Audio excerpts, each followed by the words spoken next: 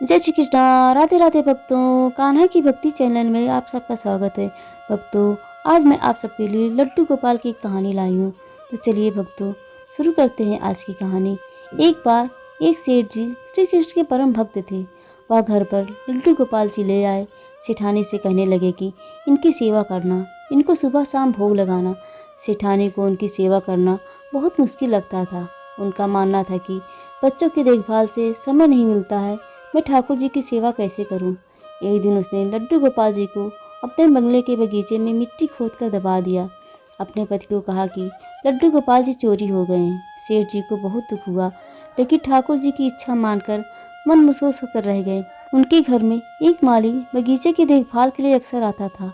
उसे बगीचे का वह भाग आकर्षित करता था जहाँ सेठानी ने लड्डू गोपाल जी को दबाया था।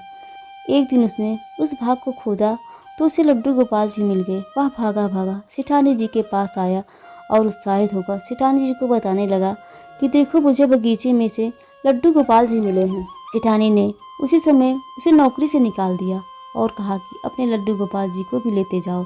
सेठानी ने आस पड़ोस के घरों में यह बात फैला दी कि यह माली तो चोर है, इसलिए सभी ने उसी काम से निकाल दिया।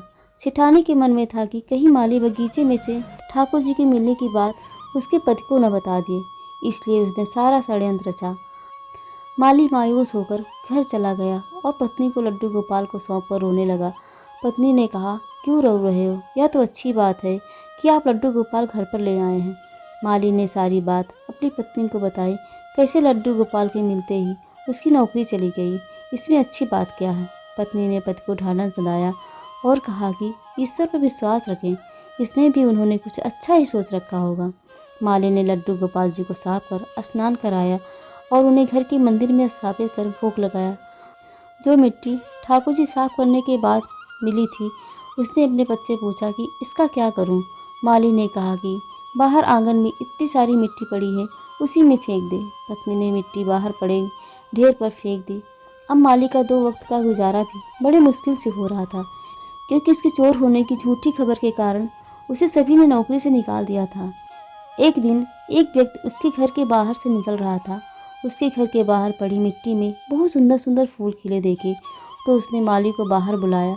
उसने पूछा कि क्या तुम इन फूलों के बारे में जानते हो? माली ने कहा कि मैंने तो यहाँ यह फूल उगने से पहले कभी नहीं देखे थे, मुझे इन फूलों के बारे में कोई जानकारी नहीं। उस व्यक्ति ने बताया कि यह एक खास किस्म के फूल हैं, बाजार में यह फूल बहुत महंगे दाम के पर बिकते हैं। माली ने जब फूल के बारे में जानकारी इकट्ठा की तो उस व्यक्ति की बात सच निकली। वो फूल खास किस्म के थे और बहुत महंगे दाम पर बिकते थे। अब उसने उन फूलों की खेती बड़े पैमाने पर शुरू कर दी। कुछ ही वर्षों में वह धनवान बन गया। उन दोनों पति पत्नी ने निश्चय किया कि ठाकुर जी की सेवा में विघ्न न आए, इसलिए हम बच्चा नहीं करेंगे। ठाकुर जी की सेवा हम बच्चे की तरह करेंगे। एक दिन उस माली के घर एक भिखारी भीख मांगने आई। माली ने उसे पहचान लिया। माली ने कहा कि सेठानी जी, आप भीख मांग रही हैं? भिखारी ने कहा कि मैं तुम्हें पहचान नहीं पाई। माली ने कहा कि मैं वही माली हूँ जिसे आपने चोरी का झूठा इल्ज़ाम लगाकर नौकरी से निकाल दिया था। मैं आज तक इस बात से परेशान हूँ कि आपने ऐसा क्यों किया। तब सेठानी ने कहा कि मेरे पति की मृत्यु हो गई और जिन बच्चों की देखभाल करने के लिए मैंने ठाकुर जी को मिट्टी में दबाया था, उन्होंने ही मुझे घर से निकाल दिया। अब मैं भीख मांग कर गुजारा करती हूँ। मैंने तुम पर झूठा इल्ज़ाम इसलिए लगाया था कि कहीं बगीचे में से लड्डू गोपाल निकलने की बात तुम मेरे पति को न बता दो।